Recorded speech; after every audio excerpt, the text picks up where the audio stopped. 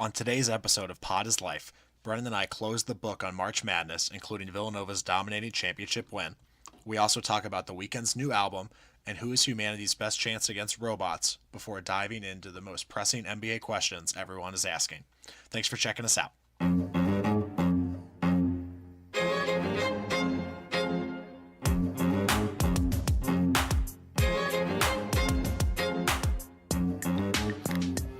Hello, my name is Harry, and welcome to Pod is Life. As always, I am joined by my co-host, the man who puts pop in pop culture, Brennan Schlebing. How we doing? I'm just happy to be here, man. I'll be honest. I mean, I'm pretty happy. Jay Wright came through for me big time on my bracket challenge. So Villanova really won me some money, which I needed right now, so that was good. I completely hedged my bets. I was in a pool where you're allowed to put in two brackets, and I had a bracket finish just outside the money, and another bracket that finished in dead last. Oh, I definitely hedged my bets too. I made two brackets. My second bracket was the one that came in first. Well, there you go. There you go. Look at that. So on that note, Brennan, the NCAA tournament is officially over. It's over. It's over. Sunday scaries to the max. There's no more college basketball for months and months on end, even though we already have next year's front runners picked out for some reason. But we'll get Which into is that later. absolutely ridiculous. Yeah, absolutely crazy. We don't even know who's really going where or how people look in uniforms, which is clearly one of the most important factors to college basketball. Obviously. But before we get into Monday night's championship game, let's take a step back. Final Four overall, and really the tournament overall. So this is a neat little bow that we're going to wrap on the tournament. So the tournament starts off with a bang. We talked about this. The first two weekends were incredible, and we kind of limped through the finale here. Yeah, we definitely limped through pretty much Elite Eight. The Final Four we definitely limped through. And the championship, good game, entertaining game, but not really close. Yeah, I would agree with that. So we take a step back. Saturday, Loyola versus Michigan, which ends up being a tale of two halves. Loyola comes out, plays the exact game they want to in the first half, goes into half with a 7-point lead, and then Michigan does everything they want to do in the second half and ends up running away with the game. The second half, really, I mean, Michigan's offense came alive, cutting their backdoor cuts that Beeline's so good at, driving, taking advantage, of Loyola, who switched everything, which the only way you take advantage of that, you slip the screens or you backdoor cut because people overplay and you make them miscommunicate on the switch. But really, Mo Wagner was the man. 24 and 15. Only people to do that in the past 40 years in the Final Four are Larry Bird and Hakeem Olajuwon. So I'd say that's pretty good company to be in. Yeah, I would put him, I think it's a little soon probably to write off that career right now. But no, Michigan, just like you said, in the second half, basically remembered that they could go inside the arc and that they were on average about 2.5 inches taller than their opponent. And once they figured that out, it really just wasn't a game anymore. No, they just kind of realized we're the big dog, and it's time for Cinderella to go home. Yeah, so Sister Jean will not have her nun-shining moment. Her run is over. Loyola's run is over. Comes up short. I think somebody was asking me about Loyola, and I think a good way to just put it all together for them is that you can really get out of the first weekend of the tournament by luck and by chance. You can get out of, you can get to the Elite Eight just on chance. I think it's really hard to, once you make it to the Final Four, you've pretty much cemented that you're a really good team. So, credit to Loyola, but they really just finally ran into a team that they could not figure out. Yeah, and I think you could make the same argument with Michigan. Mm-hmm. I mean, they should have lost to Houston. Yeah. They had a buzzer beater. So really, it was a matchup of two teams that maybe shouldn't have been there in the first place. And yet here we are. And that's the beauty of the tournament, is that anything can and will happen. Yeah. So, but to keep it moving, I would be amiss if I didn't use my one last Sister Jean joke, which is Sister Jean, more like Sister Meme. Or as Jim Nance would say, Sister Mimi. Yeah. I mean, girls just want to have none. Oh, my God. How many more do you have? That's it. Okay. How long did that take you? Longer than I'm willing to admit on air. How do you feel about Sister Jean rolling out early? I think I will credit to the crack journalism staffs all over the world that really dove into this. everyone with their Twitter fingers immediately pointing out, bad fan, comparing her to the Heat fans that were trying to get back into American Airlines Arena Right. when that comeback happened. But from everything that I've read and seen, apparently they needed to get her back to the locker room so that she could greet the players after the game, since it was going to be kind of like a chaos and mess. And because opposed to the Elite Eight games, when you win and you just hang out on the court for a while afterwards, with the Final Four games, you get off the stage, you exit stage left because the next game has to happen immediately afterwards. Yeah. So bad visual. I don't think she was the one that was like, hey, it's time for us to go. And if she was, then true. Maybe If she was, then Loyola should disown her immediately. Yeah, but I think, everyone can agree no 98-year-old woman needs to be out there in the middle of a bunch of college kids partying, celebrating, going to the Final Four. So getting her off stage was the best move. Agreed. But I was part of Twitter Nation when my first initial reaction was, she's quitting on her team. Yeah. But you would have thought she would have had a little bit more faith in them. She already quit on them once. She got them out in the Sweet 16, so what makes it any different? Yeah, well, so Loyola's done, and so then we find out Saturday after the first game that Michigan is headed to the championship game, and then we have really the battle of blue bloods from the right side of the tournament bracket with Villanova and Kansas. And going into this game, you have to think that Kansas probably thinks their best shot is if their big man Azubuike can just dominate, and about 45 seconds into the game, you realize that is not going to be the case. Well, really, 45 seconds into the game, I think he got a dunk or a nice little jump hook on the first possession. So you're thinking, okay, pound it into him. And then all of a sudden, Nova shoots 13 for 27 in the first half from 3. Yeah, so you probably think, and this is going back to why this tournament is just so crazy compared to other sports finals and other sports championships, is Villanova doesn't break the record for most threes in a game in the first half. Like, that doesn't happen 4 times out of 7 if it was a 7-game series. But it just so happened that this was that game. So Kansas at the 13-minute mark is down 22-4, and that's pretty much it. Yeah, there was no turning back for them. And really, that kind of carried into the title game, where Nova had the complete opposite start. Started 1 for 9 from 3. Michigan had everything going the way they wanted to. They were messing it up. They were running them off the 3-point line. Everything was going Michigan's way. Nova's down 7. And in comes Dante DiVincenzo. Which brings us to the most important thing for us and really all of pop culture and everyone across the world to discuss is the proper term for Dante moving forward, is it, to encapsulate this performance, is it Dante's Inferno or Supernova? If you had to pick between those two, which one would you lean on? I'm going Inferno. I would as well. I was on fire. Yeah. I completely agree with you. I literally for some reason I found myself taking notes during this game. My roommate was like, "What are you doing?" I was like, "I'm not really sure." But after there was like a slip screen, Wagner makes this great move, adjustment at the rim, gets a basket. He's 3 for 3 to start the game, and I wrote in my notes, Villanova, bad body language. I suddenly became the posture. The game. It was awful. I became the posture police, and I was like, "This doesn't look good." And like you said, DiVincenzo comes in.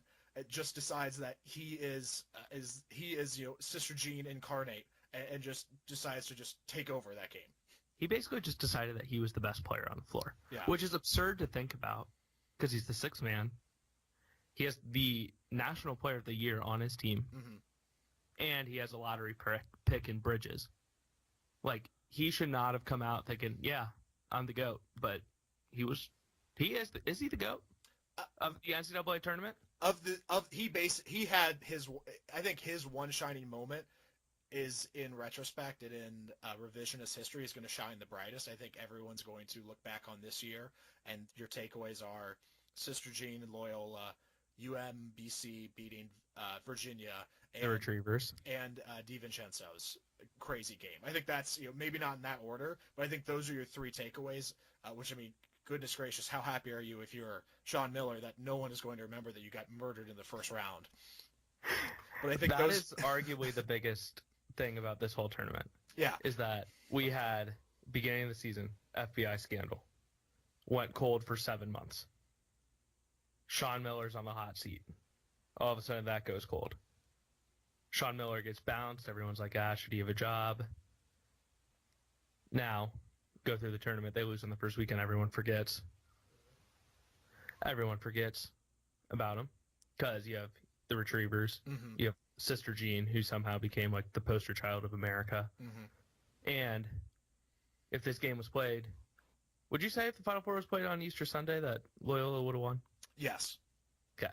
I want to make sure we were on the same page I'm there. willing to exclusively report with no facts whatsoever that if the game was played on A, Easter Sunday, or B, if it was moved up a little bit and it still was during Lent, because remember they played in that gray area when Lent's over and Easter hasn't happened yet. Holy Saturday. Yeah, Holy Saturday, as most people would call it. And basically, Most Catholics. yeah. So if they don't play on that day, if they play on one of those two other occasions, I think Loyola still gets smoked by Villanova, but they make it to that stage. Yeah, I think that was God's way of saying, you've had too much spotlight. Humility is a big thing in the Bible, so Sister Jean was taking a little bit too much on her shoulders there. Speaking of shoulders, Brennan, great segue for me. I have 2 Jalen Brunson notes for you. The first one is Brunson gets his 4th foul with 11 minutes left in the second half. At that point, it's like a 13, 15-point game. And DiVincenzo's already started to go off, but he basically, at that point, I'm looking at it and I'm going, okay, like that's their floor general. And you're thinking, this is your best shot if you're Michigan. There's 11 minutes left in the second half. If you catch fire, you make a couple moves, suddenly we're back in this. And sure enough, instead, Dante hits a 3. He goes on, I believe, a 9-0 run by himself. And then that's it. He hit 2 ridiculous pull-up threes. Yeah, and it's just, timing isn't everything. It's the only thing. And he basically was like, all right, see you, Jalen. Like, we're good. And really, when he went out, that made me nervous. And I'm sitting there watching the game with people, and they look at me, and they're like, okay, how long do you keep him out? And I'm like, well, if you can keep it at 13 until about 6, you roll the dice. You take your chance. Obviously he's your best player, so you want him on the floor with the ball in his hands.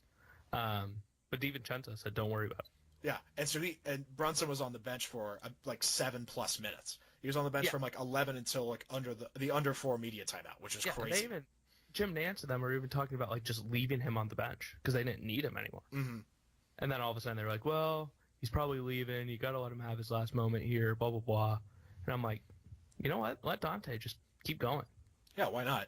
My second Jalen Brunson point, curious your thoughts on this. I know he's very talented. I know he's really good, but he bothers me for the reason that I think he's just thinks a little bit too much about the game. He's like a scholar of the game. You saw it a couple times in the tournament. He was getting back down in the post, and he just would fall over, which if you watched him get up to that point, he clearly was okay with the contact, and then when he realized, like, oh, I can draw a foul here, falls over. He had a couple times in this championship game where I felt like he probably accentuated the contact a little bit. And he does this thing on offense, I noticed, where he's driving to the basket and he lowers his shoulder a little bit to make some contact.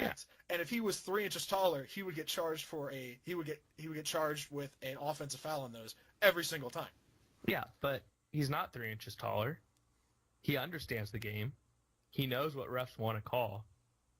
And he knows that if he just absorbs a little bump and throws his neck back real quick on a drive, he's going to get a foul call.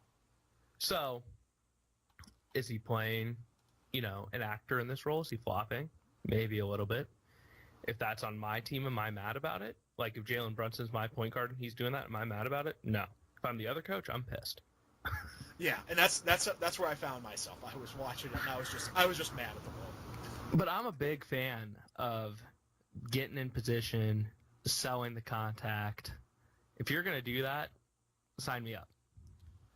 Yeah, I just feel like it puts the whistle in. It really puts the game more in the refs' hands than if you just basically actually, rather than fall over, you stand your ground in the post, and then then it comes down to whether the offensive player can make a move or make a shot, as opposed to you taking that out of the equation by just falling on the floor. Yeah, I can see that point, and that's why a lot of people say that, the charge call should be removed and everything else.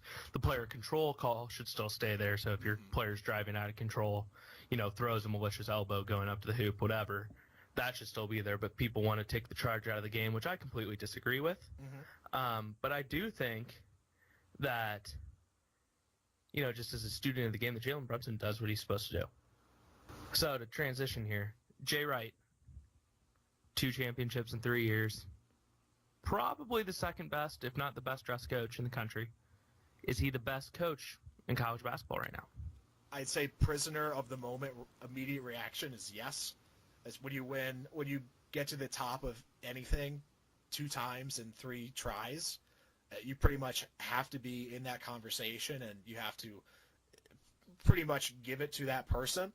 I think especially when you look into, somebody made a good point, I was listening to ESPN radio today, in the era of one and dones, the fact that Jay Wright's had very talented players, McDonald All-Americans, but no real one and done transcendent talents on his team. He's had no Marvin Bagleys. He's had nobody that's a top 5 pick in the NBA draft.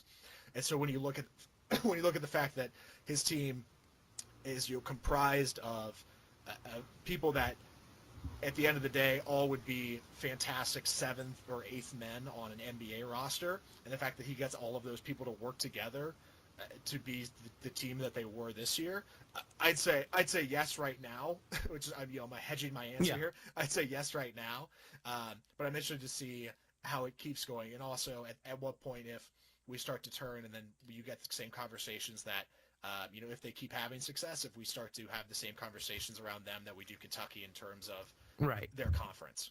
A true blue blood. Yeah. Everything else. I agree with that. My last point on the title game. Mo Wagner has the most punchable face in college basketball. You'd say over Grayson Allen? By far. It's not even close. Interesting. I would still defer to Grayson Allen because I think that's an easy choice, though. I think it is, but I think he made it easy when I still just vividly remember that game. I believe it was last year when he got very, very upset and appeared to have like a temper tantrum on the bench, and it was like you're punching the chair next to him.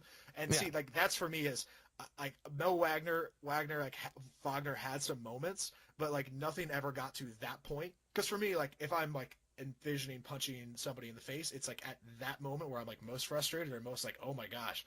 And so I just have like the definitive moment for me for Grayson Allen. I feel like I don't have that with Wagner. Which I can buy into, but it's like Step Brothers. It's just his face. It's literally just his face that I just want to punch. And there's nothing he can do to change it. It's like his reaction, his mouth is huge. He makes weird, goofy faces. He's big and awkward. And I just want to hit him in the face. Well, you got some time left on this earth, Brennan. Maybe we can figure this out. I know. We'll have to line up. Yeah, future guest of Pod is Life. If he ever comes on here, we'll have to we'll just square that out. Yeah, good luck. I will leave the studio. Out real quick. He's got reach on me, but it's not the size of the dog in the fight, Harry. It's the size of the dog in the fight. It's the size of the fight in the dog. There you that's go. All right. Now we're talking. Yep. So, there it is. So that's the men's side. So Nova national champions, Jay Wright crowned, DiVincenzo, basically floats off of the stage and will never buy anything in Philadelphia ever again, ever. So that's the men's side. Does he float to the NBA? I think people. I think he should stay. I think he should stay. I think if he went right now, prisoner of the moment again, he would get drafted at some point. I think he played the best game of his life on the biggest stage, but I think he needs to go back and probably tweak some things up and actually have like more consistent performances like that before he's like really NBA ready. I agree. So that's the men's side, and we'd be remiss if we didn't mention the women's side had the probably more actually interesting games to watch because of how close and how exciting they were. It was by far a better Final Four. Like, it wasn't even close. It took place in the hometown, Columbus, Ohio. Started first game. Theirs was Friday night for the Final Four. It was Mississippi State and Louisville. Mm-hmm. My Cards went down in overtime. I was upset. Not as upset because I'm still keeping my chin held high because we got Chris Mack on the men's side. Which, but if you remember correctly, on this very podcast, I said I didn't think it was going to happen, but continue. Yep, but I did. So women go down in a hard-fought overtime battle. Then, in the second game of the night, Notre Dame shocks the world, beats the UConn women in the Final Four on a buzzer beater by Orika Egumbawale. Just an outrageous shot. Did exactly what you're supposed to do. From right wing corner area, dribbles out the clock, fires it up. Kobe's shouting her out. He's in the crowd. Everyone's going nuts. So you're thinking, okay, can they do it again? Mississippi State has a 6'7" post player that put up average, I think, 21 and 18 or something like that for the tournament, which is absurd. Yeah, I think she broke the record for most rebounds by 40 rebounds. Yeah, it wasn't even close. She dominated. So Notre Dame's women had 4 ACL injuries this year on their team. So they were thinking, okay, it's a shock that we beat UConn, obviously. How are we going to handle the 6'7" post? Mississippi State's up 13 at halftime, just rolling. All of a sudden, Notre Dame starts chipping away. They get into a one-possession game. Mississippi State center misses a layup. There's a big scrum on the floor. Probably a foul could have been called on one of the Notre Dame guards, stealing the ball at half court. Then the center fouls out with her 5th foul, basically fouling Notre Dame player trying to pass ahead for the game-winning layup. So there's 3 seconds on the clock, and who else but Miss Mamba herself? 3 seconds left, hits a fadeaway in the corner right in front of their bench. As the horn goes off, confetti falls, and the Irish are champions. Yeah, if you haven't seen this, do yourself a favor and just look it up on YouTube. For 2 reasons. One, the shot is incredible, and the fact that the same girl, same athlete did it twice in the two biggest consecutive games of her career. And then secondly, the ESPN announcer on the call, I thought Adam Amin? Yeah, Adam Amin did. He was fired. Did a phenomenal job of really, if you're announcing, what you want to do is find the balance of basically adding to the moment without stepping on anything and finding that balance and letting it breathe a little bit. And he was phenomenal. It was one of those things where perfect. Yeah, I saw it, I watched it, and then I heard the call again and again on SportsCenter the next couple of days, and just goosebumps just because the call and the way that it was added to everything else. Yeah, he just said what happened, and then he let the crowd live, and it was unbelievable. Great Final Four for the women. Congrats to Notre Dame, and we'll be talking next year about UConn again. But 2 years in a row, they lost on a buzzer beater in the Final Four. What do you know? What do you know? What do you know? Well, Brennan, that wraps up college basketball for us. But still plenty going on in the world. You haven't been just locked in on NCAA. You've also been locked in on The Voice. Yes, so big voice guy. Big voice guy. So now let's transition into our pop culture roundup, hitting the highlights of the news and noteworthy things that happened this week off the basketball court. So, Brennan, you have been locked in on The Voice. I will be honest, I have not watched The Voice in 4 years, maybe. But I know it's a passion. I know it's a passion of yours. I know it's something you're into. Obviously, to make both of us happy. I don't do this by myself. It's a 2-man team. It takes 2 to tango. And so now I'd like to just step back, give you the mic, and you have 60 seconds of The Voice. Are you ready? Here comes the 60-second rundown. Just let it rip. Okay, so last night was the first round of the knockout rounds. So that's when the coaches match up 2 players on their team, and they each sing a song of their choice, battle it out. The coach chooses who wins out of that battle, and the loser goes home. New thing they did this year, if they can't decide between the 2, you get a save. So you get 1 save as the coach. So if you can't decide between your 2 because they're both so good, you get to save. But other coaches can always steal someone on your team that got eliminated. So that was a quick little recap of what the knockout round is. One of my favorites was eliminated last night, 17-year-old Jacqueline Lovey. She struggled. She did struggle. She sang "Put Your Records On." But she had one of the most unique and pure voices of the show. She just kind of crumbled. She just, a little bit. She choked a little bit. It was tough to see her go, but she has a very unique sound that has a spot in our music culture. Might be the year of the Jackies, though. Jackie Foster. So you got Jacqueline Lovey, Jackie Foster, and there's another Jackie on the show. Jackie Foster is going to be a star. She sang a song by Evanescence and just crushed it. She's going to be a star. Johnny Bliss sang cover "See Is Alive" for Team Alicia. Crushed it. He's going to be good. And tonight there's a male named Brennan Buchanan, who's I think 17 or 18 years old. He's going to be really good. And Drew Cole last night on Team Adam. So Brennan Buchanan and Drew Cole probably will carry the males for this season. Knockouts round 2 are on currently, so I'll be caught up going into the live shows here in a week. Wow. 2 quick thoughts I realized as you're going through that.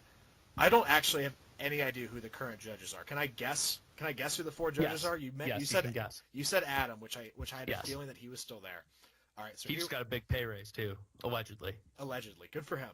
Here would be my 4 guesses, and I think I have at least half these right. Adam Levine. Yeah. Blake Shelton. Yes. Pharrell. No, he was old. How many years am I off on Pharrell? That's a good question. I only started picking it back up like 2 years ago. Okay, and then Miley Cyrus.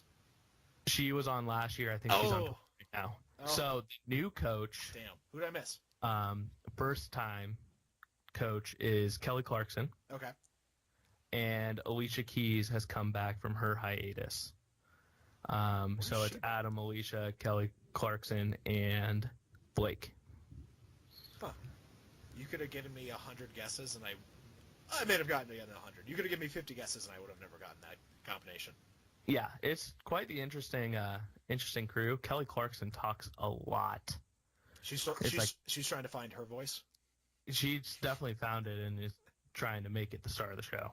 Yeah, I think when The Voice first came out, it was really novel, and the idea that you got locked in, and the reason it had more of a staying power was if you were a fan of the singers and the voices, and you were locked in on that storyline, you could follow that. But if you were just kind of popping in and out, which is how I kind of consumed The Voice at the beginning, you could follow the more stationary figures of the coaches that were there and more present, And, oh, absolutely. And so I think that's at least the beginning why it had more like the movement that it did. I mean, I would be curious.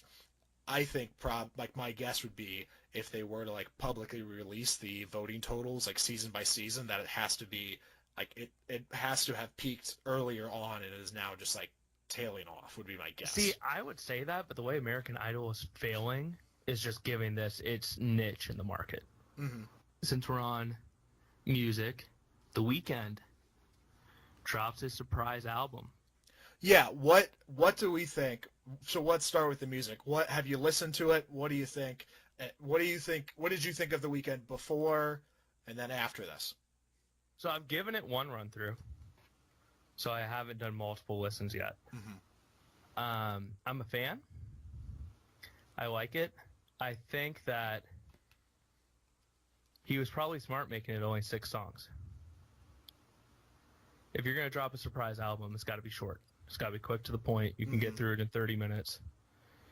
But I am a fan. I was kind of surprised. I mean, obviously it was a surprise album. But I think he is getting back into his older sound. Getting a little bit away from Starboy back to, the trilogy album that he had, Beauty Behind the Madness, I think is where he's trying to get back to. Yeah, I think I'd agree with you because in my listen through, I was more of a fan of Starboy than his earlier work, and so I was kind of like, oh, like this is okay, but for me it wasn't hitting home like his old album was. Yeah, I think he's definitely going back to Beauty Behind the Madness, which I'm a fan of. I will say, like, just overall, I don't really understand the logistics of the surprise album. So in this case, it's only 6, so it's not even like a real like album. Right. It's more like leans towards like a mixtape. But just in general, from like the business sense, you'd think it would make so much more sense to say, hey, my new album is coming out, or even like I am dropping 6 songs on this date, so that you get everyone ready. And so I don't understand if this is just a musician flex and they realize that, hey, I don't need to tell people to expect this, like I'm just going to say, here you go, you're welcome, or if it's something that is even just you get to the point where you make it, it's all ready, and you say, okay, because of the nature of the music business now, I don't have to wait, I don't have to say, hey, it's going to be in stores here, I can just upload this tonight if I want to. I think it's more the latter. I think it's the streaming of Spotify, Apple Music. I mean, that's how 99% of the world consumes their music now. Mm-hmm. We get on Spotify on Friday and we see what's on New Music Friday. We get on Apple Music and we see what playlists they have. And all it takes is, oh my God, I didn't know The Weeknd was coming out with something. Bam, I'm here listening to all 6 songs. He gets a stream on each one. Exactly. So I think that is why the surprise album is here to stay. I don't think it's going anywhere. Yeah, I don't think it's going anywhere either. I guess if I would be like the guy in the room with The Weeknd when he's like, all right, yeah, let's just drop it tonight. I would be like, no, like let's pump it up. Like what are we doing? I would be, and I wouldn't be on the team very long because they'd be like, how'd you get in here? That would be the first question. Who is this guy? Yeah, who are you? Second, you want to be a yes man, so you'd have to get out. Exactly. So Weeknd's new album out. Check it out if you haven't already. Next on the pop culture agenda, Brennan, Will Smith meets Sophia the robot. Yeah, I'm conflicted on this. I'm going to let you take the floor. Okay, so a little background on this. Let me arm you with some facts. Sophia the robot is a artificially intelligent robot who can make up to 60 plus facial features. She was made by Hanson Robotics about 2 years ago, and the red flag for me is that she has worldwide citizenship, and so like that was kind of like like she's a citizen of the world thing. No, like she can go wherever she wants. So like she's gonna get off the grid like when her handlers like aren't looking, and then like forget about it. Like we're done. So as you know, I'm a little hypersensitive to the impending robot takeover. Will Smith met with Sophia. They went on a quote unquote date, and really for me, I think Will Smith got this opportunity, and he's like, I got to check this out, because he's thinking in the back of his head, he's like, if this goes south, like I want to know what I'm up against, what we're up against, and so because in my mind, he already did it. He already did it with iRobot. Yeah, he should be first line of defense. Well, that really gets to the heart of the issue, and the heart of my question is Will Smith meets with so the story is Will Smith meets with Sophia the robot. They kind of get their wires tangled, wires crossed. Doesn't go too well. They both have cute, sappy posts about it. Pun intended about the wires crossed. Pun intended. Pun extremely intended. But if push came to shove, Brennan, who else is on our short list for saving us from a robotic end? So Will Smith, top, if not the top of the list, towards the top of the list. Who else fills out our bracket that we should probably start getting familiar with the robots now, so that it's not too late too soon? That is a very good question. I'm going to throw Robert Downey Jr. with the Iron Man suit. Mm-hmm. I feel like just in any circumstance of like people trying to take us over, I'm taking LeBron. Mm-hmm. Maybe in Aaron Judge. I could see that. I could definitely see that. I kind of honed in on just action stars in general. So my list was Will Smith. Tom Cruise hasn't really had any experience with like robots, but I think like the stage is set. The stage is there. He's fine. Arnold Schwarzenegger's getting a little up there in age. Fair. But didn't he just have like heart surgery, so we might have to take him out? Yeah, so I'm a little concerned. Like I have some health concerns with him, but he's on the IR. He definitely would be on the vastly experienced side of things. Yes. And then my other one would be my other two would be Vin Diesel and Liam Neeson. Liam Neeson's great. Vin Diesel's great. I would throw in The Rock. Uh-huh. I would put in either Scarlett Johansson or Angelina Jolie, Interesting. Okay. depending on what route you wanted to go there with Tomb Raider, um, or Scarlett Johansson doesn't she play Black Widow? Yes. Okay. Um, and I'd even throw in Dark Horse, Anne Hathaway as Catwoman. Ooh, I like that. I like that one. I also like that.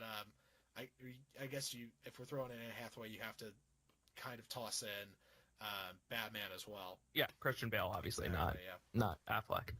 yeah, for sure, for sure. Affleck is running the. I have Affleck running away, or Yes. trying to get on the good side of the robots, not to double cross them in the future, but to like actually serve them and be like, hey, like this is okay. Maybe will make fun of my back tattoo. Yeah, absolutely. 100% a diversion tactic. Tell me about the Cannes Film Festival here.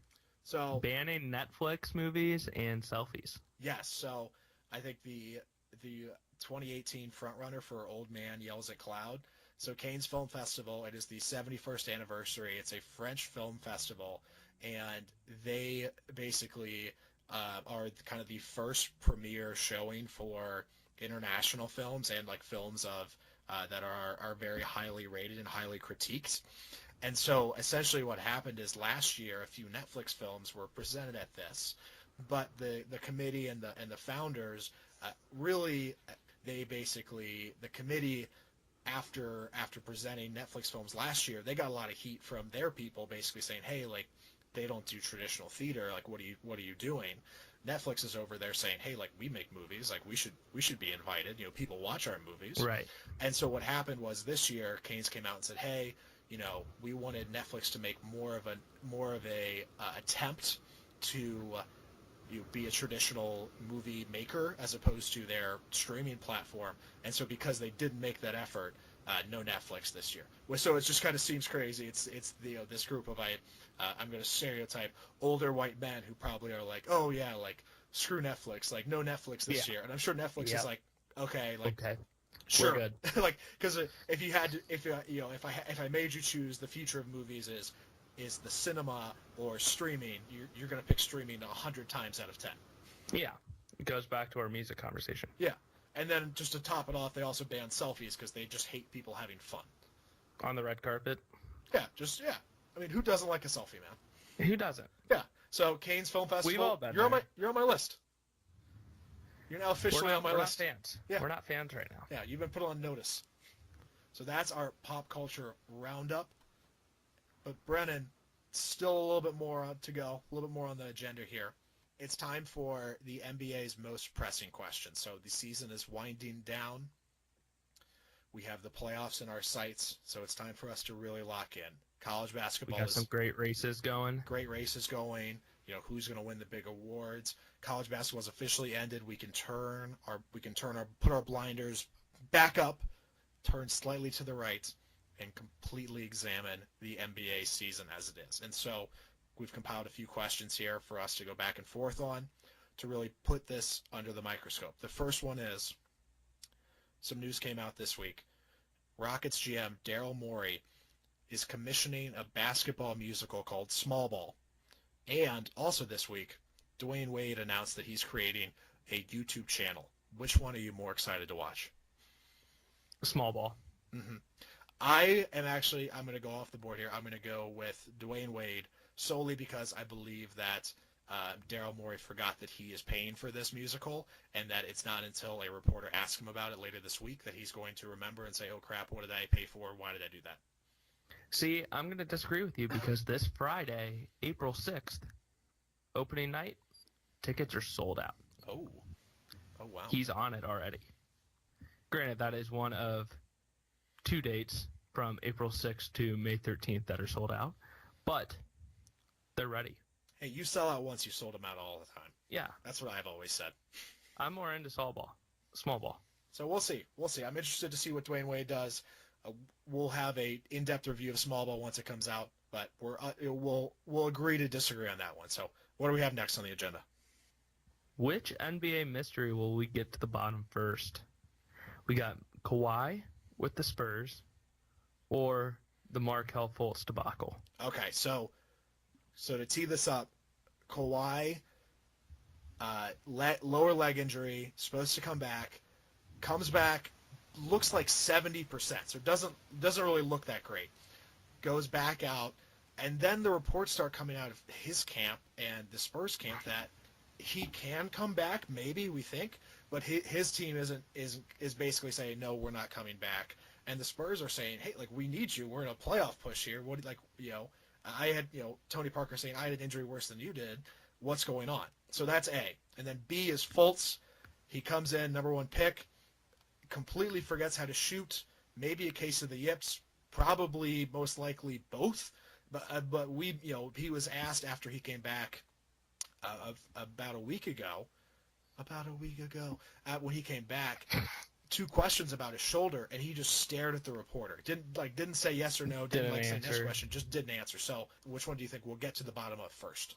I'm gonna say Kawhi, and I think we're gonna get to the bottom of Kawhi simply because it hasn't gone away the way that you would think that it would, because it's the Spurs. The Spurs normally have everything run tight ship. Everyone wants to be like them. Pop is even coming out. You could tell there's a divide because he said he and his group. So it's not all of one. It's not all of us. It's us and him. We're going to get to the bottom of that first. He might get traded. I mean, teams are calling. Yeah, I agree with you on this one. And my reason, though, is when stories leak, I think it's always important to see who that story benefits. And so we really haven't heard, like, Kawhi's camp really hasn't done a good job of like defending him and his side. They haven't done any damage control. Yeah, and so I think what we're going to see is either when we get closer to the playoffs, in the playoffs, or off season as we start getting towards next year, if that trade becomes a possibility or Kawhi really wants out, I think we're starting to see the reports come out of Kawhi's camp on his side, and whether it's, hey, Kawhi's got a specialist that he really likes, and and he was disagreeing with the team doctor, or Kawhi just really wasn't ready yet, or if it was some real conflict with the coach or whatever. But I feel like we're gonna get this story eventually, because Kawhi's camp eventually is gonna be like, hey, we need to like throw this in the spin chamber. Yeah, absolutely. And I think really back to your point of like why do stories come out? Who does it benefit? Nothing is beneficial of Markelle Fultz's story coming out. Mm-hmm. There's nothing good that comes from that. So that's just going to stay there, in my opinion. Agreed, yeah. And especially because he's back, he seems to be playing well. The Sixers seem to be playing well. I think it's something that the Sixers fan base and their organization is trying to sweep under the rug. Lastly, on NBA's most pressing questions, what is more impressive to you? Russell Westbrook, reigning MVP, Mr. Triple-Double, becoming the first player to average 4 turnovers a game? Or Jamal Crawford is now the all-time leader in NBA losses at 665 games? So I would, if I had to choose between being one of these 2 scenarios, I would rather be the leader in losses, because I think it's easier to sell people later and say, hey, like, I was on really bad teams for a really long time. Like, oh, like you can sell that sap story. I think it's more impressive, though, to be the first player ever to average 4 turnovers a game, because just the sheer magnitude of basically you have to be good enough that your coach and your team is okay with you continuously turning the ball over. Yeah, I could buy into that, but I would say that the Crawford thing is more impressive simply for longevity. That's true. Like, yeah, this is one really bad year. He's been on really bad teams for a lot of really bad years. Yeah, once I read that, and then I did my own digging, and I was like, wow, like this poor guy. I mean, he's made millions, but this poor guy really has just had a tough run here. Right, and I mean, he's good for highlight plays still. He always, probably 4 or 5 times a year, crosses someone over, breaks their ankles, nails a jump shot in their face. He got drafted in 2000, so he's been in the league 17 or 18 years. Mm-hmm. Okay, so Wolf was 18 years. Realistically, if you put it over 18 years, they're only losing 36 games a year. Yeah, exactly. So that's not, I mean, he's on teams going 10 games over 500. Exactly. So I think it says more about the longevity of his career as opposed to him being just on really bad teams. All right. Well, we'll agree to disagree then. It's time for our closing thoughts. Time to wrap it up. Do you want to go first, or do you want me to go first? I will take this. Okay, Brennan. What is your closing on this? Closing thought of the week? So, media, fans, everyone needs to stop asking the question, is this good for blank sport? So, UConn women dominating. Is this good for college women's basketball? They lost.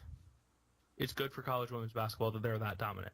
People tune in for them to win by 40, and then for the chance that they get knocked off in the Final Four, like they have the past 2 years. Dominance is good for sports. But the thing that bothers me, Villanova sets the record-setting performance on threes. Is the three-point line bad for college basketball? Three-point line is the best thing to happen to basketball, probably ever, except for maybe the ability to dunk. We need to stop looking for what's wrong with sports. Because right now, Villanova's won 2 titles in 3 years. UConn women can't say that. Is Villanova bad for men's college basketball? Are the Warriors bad for the NBA right now? No, because they're in second place and people got hurt. Things happen. Is the Patriots bad for NFL? No. They haven't won every Super Bowl. We look for dynasties. We look now going into probably, looking back into the 90s and why everyone says that Michael Jordan's untouchable because he dominated his era. But were people saying Michael Jordan's bad for sports? They probably were saying it at that point, but he was not bad for the sport. Mm-hmm. Tiger Woods was not bad for golf. You see that now because he's great coming back. The Yankees, as much as I hate them, are not bad for baseball.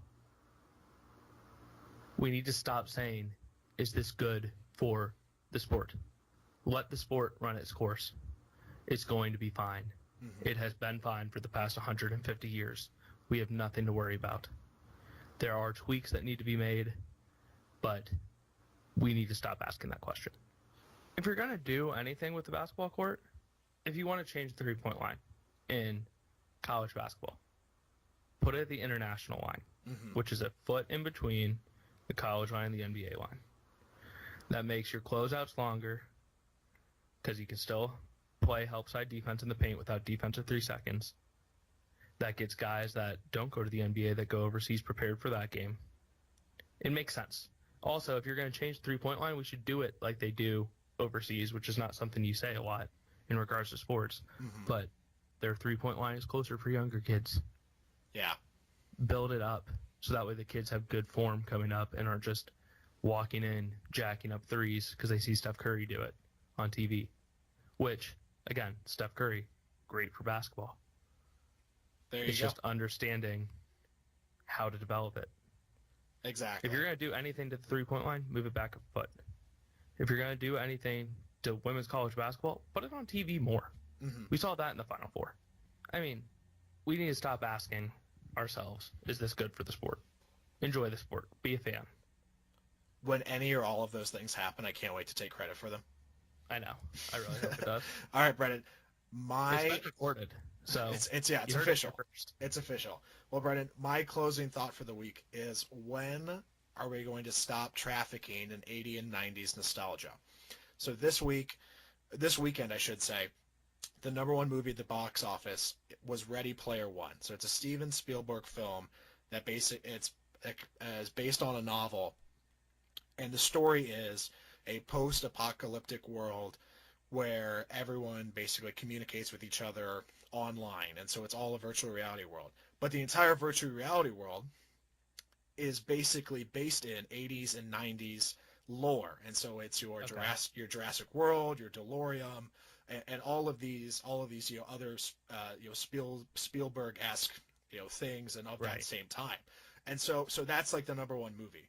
Then also last week we had Roseanne come back, the TV show, after a 20-year hiatus. And so if you think about it, I'm just doing the math, and I'm thinking, are we going to just have to watch these cycles of things that are 20 to 30 years old come back whenever that age group that experienced them when they were younger basically becomes the majority of the movie-going audience, or the TV audience? And so you can almost kind of see this with Twitter has been just ablaze with with SpongeBob memes the past, year and a half. So is this something that it basically like we all just everything is just going to be recycled at like a 10 to 15 year span basically for the rest of our lives? I just think that there are so many creative people out there, especially really the Roseanne one's the one that grinds my gears. There's so many talented people out there that probably have these great, amazing shows that they want to make, that they want to put on the air and tell these great stories. And instead, some showrunner is like, hey, I'm sorry, we're going to replay a sitcom that's 20 years old. Yeah, I agree. I think a lot of it too. So I'm looking at like movies, for example. We don't get a ton of creative movies. Mm-hmm. There were 7 Fast and Furious. There were like 6 Transformers. And I think a lot of it is that they're pumping in so many millions and millions and millions and millions of dollars into their budgets that they can't afford a flop. Mm-hmm. So even though, Transformers 4 might have been bad compared to Transformers 2, is still part of the Transformers series, and people are going to get up and go. So that's where I look at it at the box office of, until that trend changes, I don't know if we're ever going to get out of this cycle. Yeah. Roseanne bothers me too. I never really got into it. My dad sat down and watched the first episode. I was like, did you even watch this 20 years ago? He goes, no, and now I remember why. So it's one of those where it's like, I'm looking at it even as a big Office fan. That first aired 13 years ago, and there's been rumors about them bringing that back, but I want them to leave it. Just leave it as is. Yeah, leave it as is. It was great for what it was. It ended on the right note, and really there's not any more of that string to pull. There's not another story to tell. There's nothing to be revisited. Yeah. There's nothing to be revisited. And I think that maybe, main cable broadcasting channels have to do this because of Netflix, because of Hulu, because of, Amazon Prime. All the streaming services we have that can make these creative shows on so much lower scale budget. Mm-hmm. That all of a sudden, and people are more apt to be like, oh, Netflix came out with something, let me watch a quick 4 episodes. And you can watch it right away. You get an episode and a half in, and you're like, okay, I'm in or I'm out. But on cable, you get, your 30 minutes this week. Then you have to tune in next week for another 30 minutes. Mm-hmm. And then you decide, okay, am I in or am I out? And I just think that we're going to live in this for a while. Yeah, so I'm officially done with 80s and 90s nostalgia, but I don't think the world is yet. No. Exactly. The world isn't as advanced as us. Not yet. That's what we're here for. Not yet. That's what we're here for. All right, Brennan. That's it for us this week. Good job by you. Great job by you, buddy. I'm happy we were able to record this one. Exactly. Last week we had some technical difficulties, so that's why we were on a little hiatus here. Mm-hmm. And then really a big week to look forward to. A tradition unlike any other coming up Sunday. The best week of the year. WrestleMania. Okay.